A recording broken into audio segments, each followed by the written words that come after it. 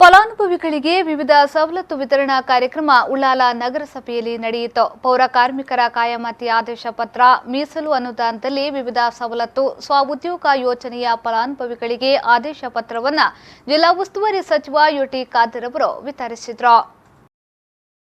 ನಂತರ ಮಾತನಾಡಿದ ಸಚಿವ ಖಾದರ್ ಅವರು, ಪೌರ ಕಾರ್ಮಿಕರ ಕಾಯಂಗೊಳಿಸುವುದು, ಸಾಮಾಜಿಕತೆ ಕಲ್ಪಿಸುವುದು ಕಾರ್ಯಕ್ರಮವಾಗಿದೆ. ಮುಂದಿನ ದಿನಗಳಲ್ಲಿ ಲೋಡರ್ ಚಾಲಕರು, ನೀರು ಸಿಬ್ಬಂದಿಯವರನ್ನು ಕಾಯಂಗೊಳಿಸಲು ಯೋಚಿಸಲಾಗಿದೆ.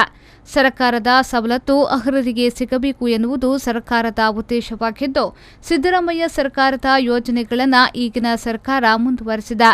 ನಗರಸಭೆ ಮೀಸಲು ಅನುದಾನದಲ್ಲಿ ಸಣ್ಣ ಪ್ರಮಾಣದ ಸಹಾಯಧನ ವಿತರಿಸುವುದು, ಅನಗತ್ಯ ಕಾರ್ಯಕ್ರಮಗಳನ್ನು ನಡೆಸುವ ಬದಲು ಮುಂದಿನ ವರ್ಷದಿಂದ ಪಿಯುಸಿ ಪದವಿಯಾದವರು ಐಎಎಸ್, ಕೆಎಎಸ್ ಮಾಡಲು ಬಯಸುವವರಿಗೆ ತರಬೇತಿ ನೀಡುವ ಯೋಜನೆ ರೂಪಿಸಲು ಯೋಚಿಸಬೇಕಾಗಿದೆ ಎಂದು ಹೇಳಿದರು. ಮುಖ್ಯಮಂತ್ರಿ ಹೇಳಿದ ಮಾತನ್ನು ನೆನಪಾಗ್ತದೆ. ಇಡೀ ರಾಜ್ಯದಲ್ಲಿ ಯಾರನ್ನಾದರೂ ಇವತ್ತು ನಾವು ಪರ್ಮನೆಂಟ್ ನಾವು ಮಾಡಬೇಕಾದಿದ್ದಲ್ಲಿ ಅದು ಪೌರ ಕಾರ್ಮಿಕನ ಫಸ್ಟ್ ಆಗಿ ಮಾಡಬೇಕು. ಇಂಜಿನಿಯರ್, ಡಾಕ್ಟರ್ ಮತ್ತೆ ಫಸ್ಟ್ ಪೌರ ಕಾರ್ಮಿಕ ಮಾಡಬೇಕು ಮಾತು ಕೊಟ್ಟು ಅದಕ್ಕೆ ಆ್ಯಕ್ಟ್ ಅನ್ನು ತಂದು ಕಾನೂನು ರಚಿಸಿ ಆ ಸಂಬಂಧ ಕಟ್ಟಕಡೆಯವರಿಗೆ ಇವತ್ತು ಒಂದು ಹಂತಕ್ಕೆ ಒಂದು ನಿಲ್ಲಿಸಿದ್ದಾರೆ.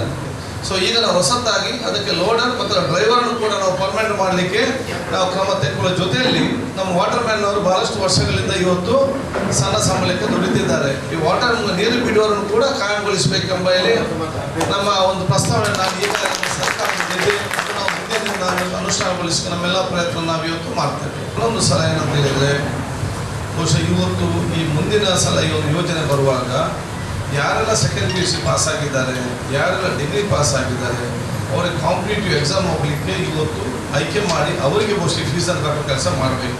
ಅವನು ಬಹುಶಃ ಅನಂತರ ನಗರಸಭೆ ಪೌರಾಯುಕ್ತೆ ವಾಣಿ ಬಿಯಾಳ್ವ ಪ್ರಾಸ್ತಾವಿಕವಾಗಿ ಮಾತನಾಡಿದರು.